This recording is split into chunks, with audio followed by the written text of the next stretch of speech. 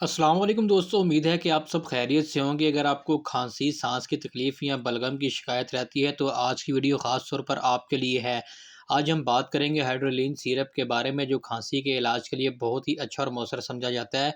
अगर आपको ये वीडियो पसंद आया तो आपने लाइक ज़रूर करना है, कमेंट करना है और हमारे इस चैनल खोखर दुआ खाना को सब्सक्राइब करना नहीं भूलना। वीडियो का मुकम्मल आगाज़ करने से पहले मैं आपको बताता चलूँ कि अल्हम्दुलिल्लाह हमारे पास तमाम देसी जड़ी बूटियाँ, अद्वियात, तेल वगैरह दस्तयाब होते हैं, जो कि आप घर बैठे हासिल कर सकते हैं। कुछ भी घर बैठे मंगवाने के लिए व्हाट्सएप पे राब्ता करें। स्क्रीन पर आपको व्हाट्सएप का नंबर नज़र आ रहा है, इस पे राब्ता करें। 2 से 3 दिन में आपको घर बैठे चीज़ मिल जाएगी। अब हम बात करेंगे सिरप के बारे में। ये एक मशहूर दवा है जो खांसी, सांस की बंदिश, बलगम को कम करने के लिए इस्तेमाल की जाती है। ख़ास तौर पे ये एलर्जिक खांसी में बहुत ही ज़्यादा मुफीद होती है। अभी हम बात करेंगे इसके फ़ायदों के बारे में। ये बलगम वाली और खुश्क खांसी का बेहतरीन मौसर इलाज है। अगर आपको मुसलसल खांसी की शिकायत है तो ये सिरप आपके लिए मददगार साबित हो सकता है। सांस की तकलीफ को कम करता है, दमा और एलर्जी की वजह से सांस लेने में दुश्वारी को कम करने में मदद देता है, गले की सोजश और खराश को कम करता है। मेंथोलोल की वजह से गले में राहत और महसूस होती है।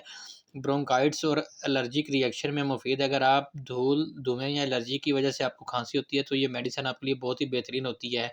अब हम बात करेंगे कि ये जो सिरप है किस तरह से काम करता है। ये सिरप बेसिकली 3 अहम तरीकों से काम करता है। सबसे ये पहले ये साँस की नाली को खोलता है ताकि हवा का गुज़र आसान हो सके। उसके बाद खाँसी के रिफ्लेक्स को कंट्रोल करता है ताकि मुसलसल खाँसी से बचा जा सके। तीसरे नंबर को ये बलगम को पतला करके ख़ारिज करने में मदद देता है ताकि खाँसी कम से कम हो, सीने में चिमटी हुई रतूबत भी साफ़ हो सके। मगर आपने ये मेडिसिन डॉक्टर के मशवरे के बगैर इस्तेमाल नहीं करनी। अगर आपको ब्लड प्रेशर है, दिल की बीमारी है, मैदे का मसला है तो पहले अपने डॉक्टर से मशवरा करना है। हामला ख़वातीन और दूध पिलाने वाली माएँ इसे डॉक्टर की इजाज़त के बगैर इस्तेमाल ना करें। ये जो मेडिसिन है ये दो इसको इस्तेमाल करने के बाद आपको नींद भी आएगी, क्योंकि ये नींद आवर असर रखती है। इसलिए इस्तेमाल के बाद गाड़ी वगैरह आपने नहीं चलानी, साइकिल मोटरसाइकिल से गुरेज़ करें, कोई भी मशीन ऑपरेट ना करें। अगर आपको दवाई लेने के बाद कोई भी एलर्जी हो या किसी भी किस्म का रिएक्शन महसूस हो तो आपने फ़ौरन डॉक्टर से राब्ता करना है। और जितने भी बहन-भाइयों को खाँसी वगैरह है और खाँसी भी शदीद है तो आप लोग इस सिरप का इस्तेमाल कर सकते हैं, मगर डॉक्टर को चेकअप करवाना बेहतरीन होता है, क्योंकि खाँसी की हज़ारों वजूहात होती हैं। पहले आप डॉक्टर के पास जाएँ, उसको चेकअप करवाएँ।